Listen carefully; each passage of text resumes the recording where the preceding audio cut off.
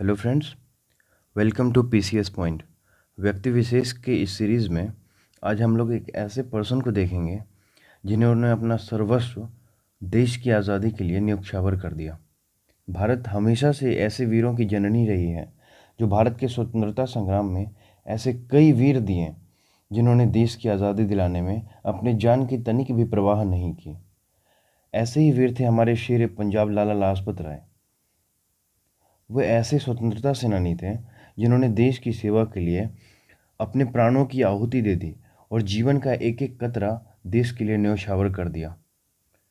जीवन भर हमेशा ब्रिटिश हुकूमत का सामना करते हुए वे अपने प्राणों की परवाह न करने वाले पंजाब केसरी थे।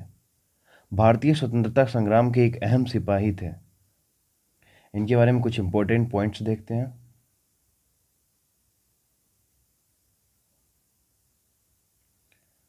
लाला लाजपत राय को पंजाब केसरी और पंजाब का शेर भी कहा जाता था।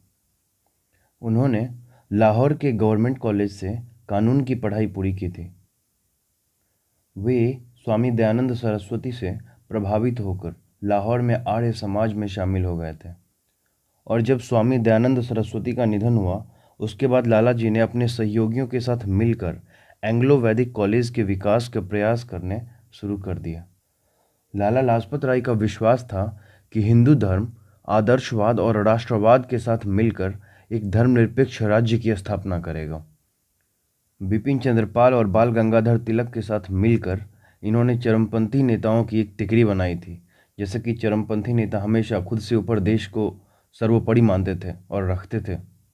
लाल बाल पाल यानी कि लाला लाजपत राय, बाल गंगाधर तिलक और बिपिन चंद्र पाल ने इन्हीं को लाल बाल पाल के नाम से जाना जाता था।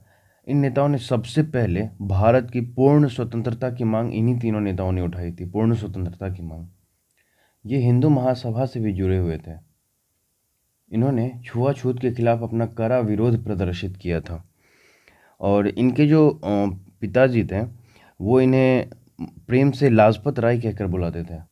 और लाला लाजपत राय के पिताजी वैश्य थे किंतु उनकी जो माँ थी वो सिख परिवार से थी। अलग धर्म होने के बावजूद भी एक दूसरे को वो बहुत अच्छी तरह से समझते थे।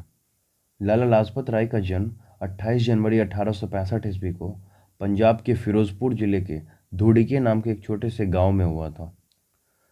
जब लाला जी स्वामी दयानंद सरस्वती के निधन के बाद अपने सहयोगियों के साथ मिलकर एंग्लो वैदिक कॉलेज का विकास कर रहे थे, इसी दौरान वो कांग्रेस के प्रभाव में आए थे और राजनीतिक योगदान अगर देखें तो वे भारतीय राष्ट्रीय कांग्रेस में शामिल हो गए और पंजाब के कई नई राजनीतिक आंदोलनों में उन्होंने अपना हिस्सा लिया था। राजनीतिक आंदोलनों में हिस्सा लेने के कारण उन्हें वर्ष 1907 ईस्वी में वर्मा भेज दिया गया, लेकिन पर्याप्त सबूतों के अभाव में कुछ महीनों बाद वे वापस लौट आए। बंगाल विभाजन 16 अक्टूबर 1905। ओके, अंग्रेजों ने जब 1905 में बंगाल का विभाजन किया तो लाला जी ने सुरेंद्रनाथ बनर्जी और बिपिन चंद्रपाल जैसे आंदोलनकारियों के साथ हाथ मिला लिया और अंग्रेजों के इस फैसले की जमकर बगावत की थी। देश भर में उन्होंने स्वदेशी आंदोलन को चलाने और उन्हें आगे बढ़ाने की अहम भूमिका निभाई थी।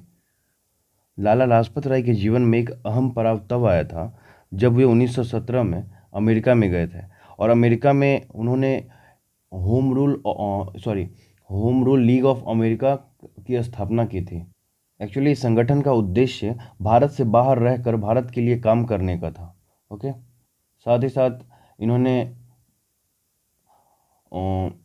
इसके द्वारा अमेरिका में जो अंतर्राष्ट्रीय समुदाय रहते थे उसके द्वारा भारतीय स्वतंत्रता आंदोलन के लिए उनसे नैतिक समर्थन इन्होंने मांगा था।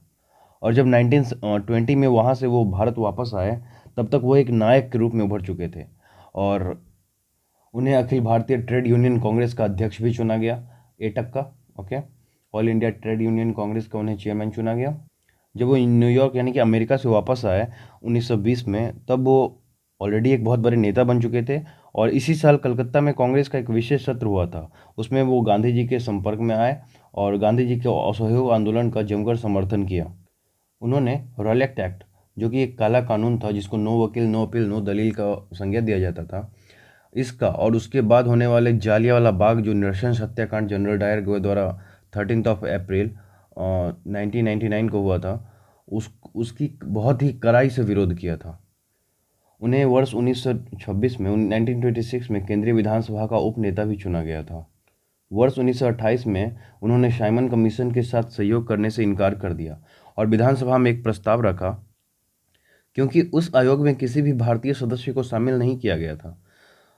सामाजिक दृष्टिकोण से देखें तो उन्होंने अकाल पीड़ित लोगों के लिए और उन्हें मिशनरियों से चंगुल से बचाने के लिए 1897 ईस्वी में हिंदू राहत आंदोलन की स्थापना की थी।